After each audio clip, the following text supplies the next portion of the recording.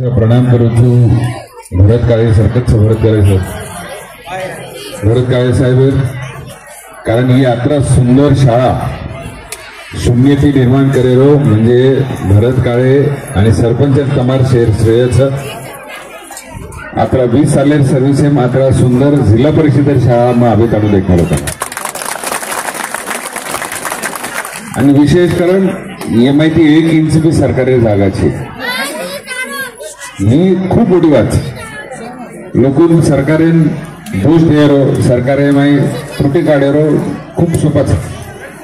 पण वो करेर आंगाडी स्वतः होईल स्वतः जमीन स्वतः वर्गणी करण स्वतः पिसा देन स्वतः मेहनत लेन एकत्र आहेर बाद विशेष म्हणजे भरत काळे सर एक आदर्श शिक्षक मुळे मी तमार म्हणजे जसं की दुग्ध सरकार एकदम आणि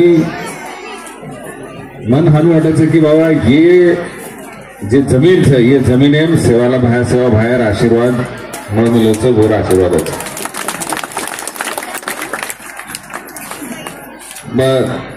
माफी चाहूँ कि ज्यादा गवर्नमेंट बोलवा मराठी बोलू जसे मला माहिती बोलेल सर इथं येऊन एक नक्की कळालं की जर इच्छाशक्ती असली तर या जमिनीचं सोनं होऊ शकतं आणि ते तुम्ही सर्वांनी करून दाखवलं पण आज 2 गोष्टी मला प्रकर्षाने जाणवल्या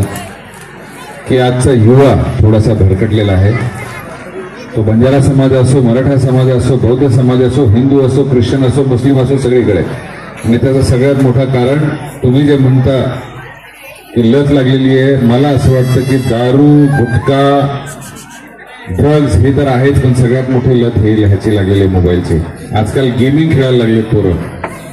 यंग मुलं जे आहेत जुगारची लत ही सगळ्यात बेकार लत लागलेली आहे